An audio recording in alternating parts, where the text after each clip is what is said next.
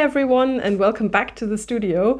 Today I want to talk a little bit about the first couple of weeks here and what it was like to paint and explore new styles, and basically what I've learned just having a go at it. Unfortunately, my number one tip straight away is don't overstrain your wrist.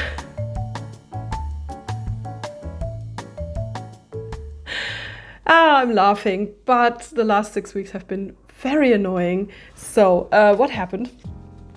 You may remember some clips from the last video where I was basically working on my first paintings that involved a lot of blending. In fact, I actually watched a bunch of tutorials on YouTube about blending, and one of the things I mainly did on my first canvases is using acrylic paint, water, and blending brushes. So yeah, just blending with a very soft brush and trying to create these soft gradients. Unfortunately, that is also very hard on the wrist if you're not used to it. So my first learning experience here is that you have to start slowly if you're not used to certain strains on your body. Sometimes we learn the hard way. I've had tendonitis before, but I don't remember it taking this long. Maybe my sense of time is also very skewed, but the last 6 weeks have been incredibly tense for me because I haven't had my outlet of painting and drawing. I've also been constantly worried about my ability to draw going forward. I've noticed that holding a pen and drawing precise lines is still very difficult for me. And of course, as an artist, and this is my job and my passion, this of course made me panic a little bit. And I tend to over-dramatize things. Shout out to everyone out there who struggles with over-dramatizing everything bad that happens to them. But yes, it's been a bit difficult. Also, my other outlet and hobby is writing, and writing at a keyboard or using a computer altogether was pretty much not possible at all. I'm now making some changes to work more in an ergonomic posture. I have to watch the way I sit and the way I relax my shoulders, the way I use a keyboard and a mouse. I've actually switched to an ergonomic keyboard and an ergonomic sort of vertical mouse. We'll see if that has long-term benefits. I don't know. I'm basically just taking everything I can on board to try and improve the situation. I've also been using my left hand for a lot of stuff, which is now overstraining my left hand, so I have to watch that this is not happening again. And I've just become bandaged on both sides. That would be very annoying. One positive side effect has been that I had to actually start painting with my left hand because I wanted to put paint on paper in some shape or form just for fun and for relaxation. And I've actually noticed it loosened me up quite a bit. Normally I am very tense when I'm drawing. I am very tense in general. I tend to overstrain my shoulders, my arms, my wrists, my fingers even. I think this may have also been one of the reasons why streaming for a long time was suddenly such a strain on my body, is because I just couldn't relax. I was constantly just on edge trying to get everything right, and I couldn't let go of this tension. I think this contributed to my wrist feeling strained already before I started painting in the studio, and then the painting, I think it was kind of the last drop. So the last 6 weeks, I've basically learned to take breaks. More breaks than I would have normally considered advisable or even permissible. I'm one of those people who gets very antsy when I cannot be productive, and that tends to lead to burnout and stress and overworking yourself. So this was a lesson in taking it easy and accepting what I cannot change at the moment. So I've been experimenting with more abstract art. I've been experimenting with making marks in a different way, loosening up my wrists and working more from my elbow and my arms, which is good for any kind of art and drawing, and not working so much on nitty-gritty details, but more on broad strokes. Again, which is something I wanted to do anyway, working on a larger scale. I've also realized, I suppose this is tip number 2 or 3. I'm not very good at making an internet-friendly numbered list, I think. Anyway, well, one thing I don't actually need all that much is an easel. So I went to a great deal of trouble to get some secondhand easels, and it turns out it is cool looking if you stand in front of it and paint because it's the traditional thing, but watching a bunch of tutorials on YouTube and seeing other people paint, I've realized that an easel is not really the only way to work on canvases. One thing you can do is just work on the floor, work on the table, create a hanging system with wooden supports on the wall and hang canvases on that. Actually a lot more space efficient than an easel, to be honest. So going forward, I will alternate my positions, how I paint and draw a bit more. And I think that should take some of the pressure off my noodle arms until I can work up a little bit of strength. Now, all the boring health stuff aside, what I've been doing is I've been basically trying out different techniques to see what I would like. So I tried out strongly blended acrylic painting. I've tried out abstract acrylic painting, mixed media painting with different layers on top of each other. I've tried out some pouring techniques because I really like flowing paint. I tried out making marks with different tools rather than just paintbrushes, which led to my next misconception that I carried along with me as an artist, and that was that you always have to paint with paintbrushes.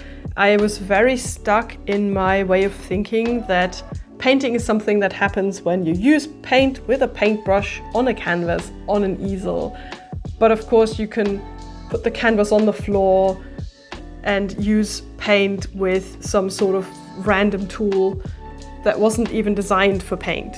I've actually watched quite a few different YouTube channels that do abstract painting, and I've learned a lot about what kind of different techniques might be interesting, or just how to play with the paint and then see what the result is, rather than setting out to try and draw and finish and plan a picture, which is what I've been doing before. You could probably say that previously I was learning how to draw, whereas now I'm actually painting and learning how to paint, which are very different things.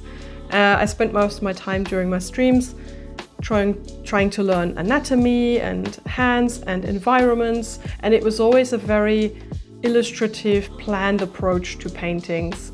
Even if they were painted or looked painted in the end, ultimately I had to draw a sketch. A lot of the time when I was working from still lifes and live drawings, I started with a sketch and then filled in that sketch with color. The abstract painting that I've been trying is completely different and very enjoyable. Even with the blended acrylic paintings that I did first thing here in the studio, I realized afterwards that I was planning what they were supposed to look like.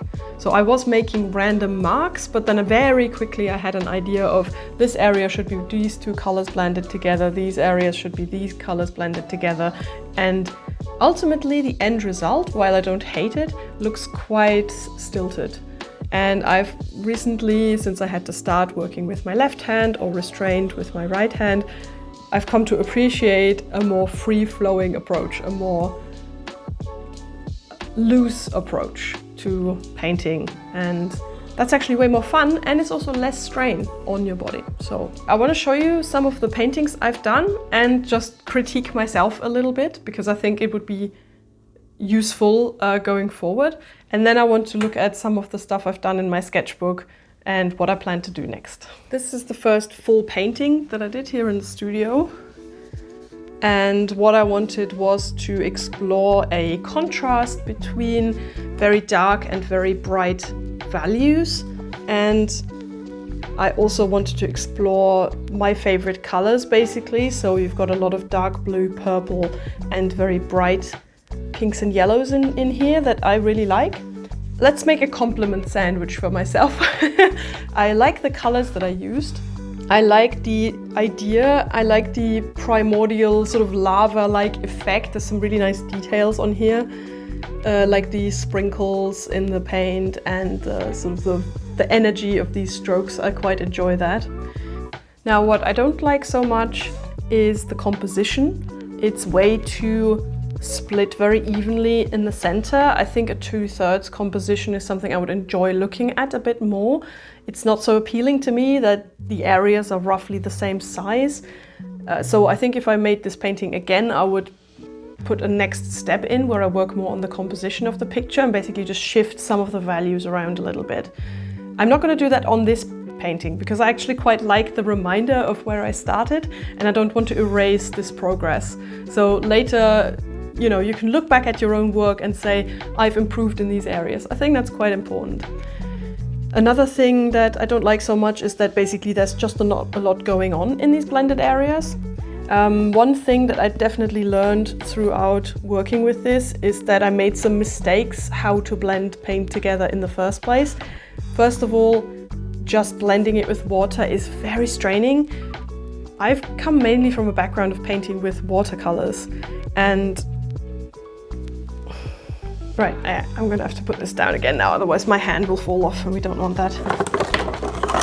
I come from a background of working mostly with watercolors, and I was completely overwhelmed by how tough and pastos some acrylic paint can be.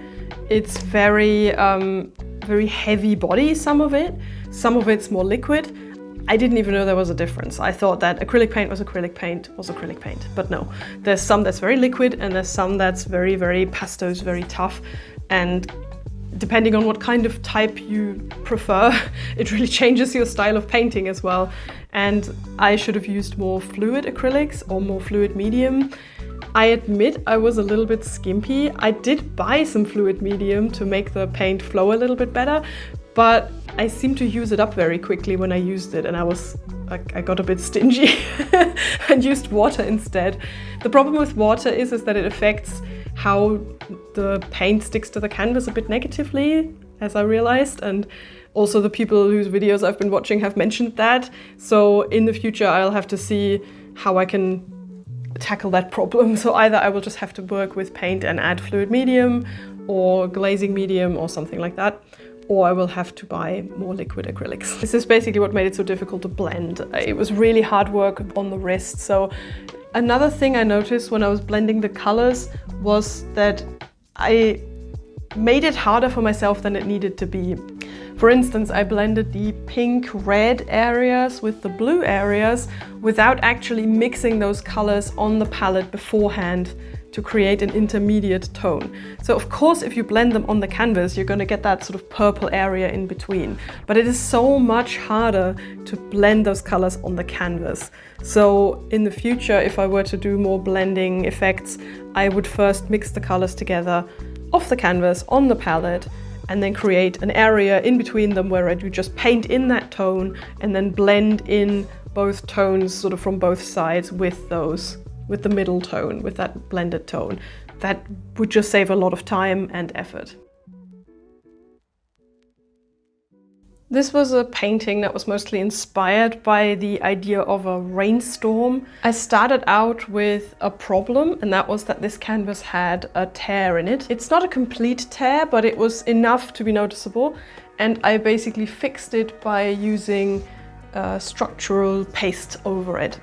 And I thought I really liked the vertical sort of format of this canvas, and so I used the paste to create these downward streaking motions, and that reminded me of rain running down a window, for instance.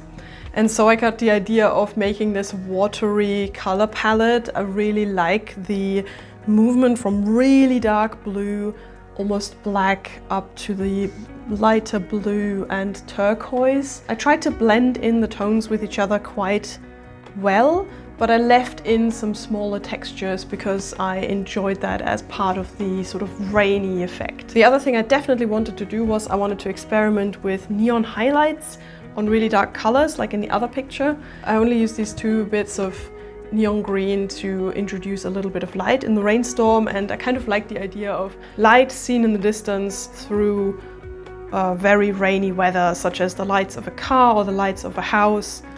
So ultimately I achieved exactly what I wanted with this picture. If I had to critique it, I would say that it's perhaps a little bit boring. It could be more interesting, there could be more visual interest in it. Some of the areas could probably do with a little bit of highlights themselves. But on the other hand, I'm quite happy with how it turned out. And so I'm gonna leave it the way it is. It's already varnished as well, and I'm gonna hang it up or hang it up in the corridor to sort of decorate this place a little bit. But yes, when I say it could use more visual interest and more interesting aspects to look at. I think that's when I realized that going forward, I want to move away from these just blended colors and I want to create more abstract work.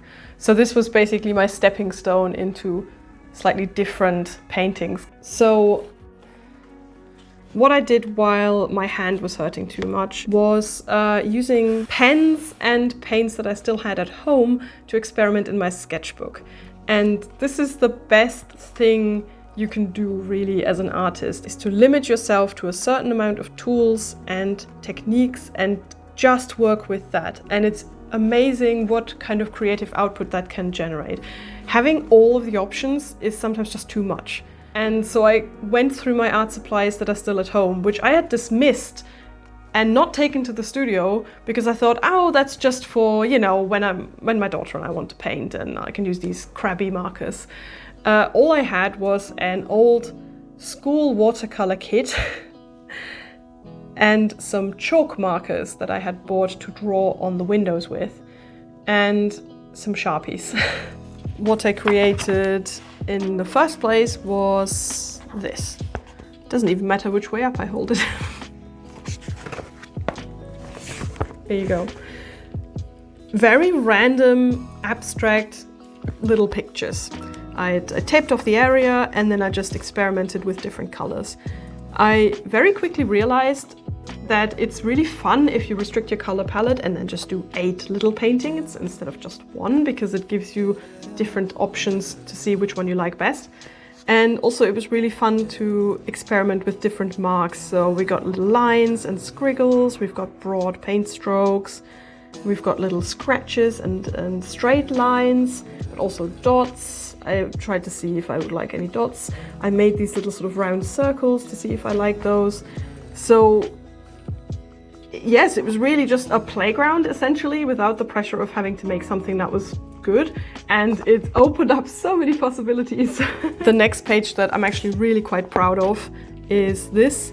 I suddenly took it a little bit more serious and I got out the Sharpies and the chalk markers and really just experimented. I wanted to get this sort of glowy effect. I wanted to see what happened if I made more monochrome paintings, more analogous paint analogous color palettes with a splash of a different color in there. I started with this page and basically sort of tried out different techniques. When I was over here, I started creating these little sort of growth-like squiggles at the bottom, because I looked at this and realized that what I most liked about these was that it reminded me of some sort of garden. It looked to me like a very colorful garden of flowers and plants. Obviously very unrealistic colors. In the past that would have held me back a lot because I was always painting nature with very accurate colorings. But then I look at some of the pictures I did last week and I think, well, I may not love all of these colors, but I love the fact that I can layer them and that they're more opaque and that it gives me more options to work with. So the next thing I want to do is I want to mix these colors that I have only in cheap chalk markers at home and mix them in my acrylic pots. I want to pre-mix them so I can use them for several paintings. So I will create a color palette for myself, if you will, out of these colors. But what I want is, I want a series. I want a series of paintings that explore this idea of the imaginative, imaginary garden. Like, if I can make this, if I can put this fantasy on canvas, then I'll be very happy. I think that's it for today. Thanks for joining me in the studio. Thank you everyone for the lovely comments on the last video. That was very encouraging. And thanks again to my lovely patrons who are supporting these videos. If you want to check out my Patreon page, the link is below. There's a bunch of free content on there, but even with a small donation, you get access to basically a back catalogue of all my posts since 2017. So if you're interested in that, there's also some old vlogs on there that I never shared publicly on YouTube about becoming self-employed. Support is hugely appreciated. And yeah, looking forward to new videos as soon as I can make them. See you soon, everyone. Bye bye.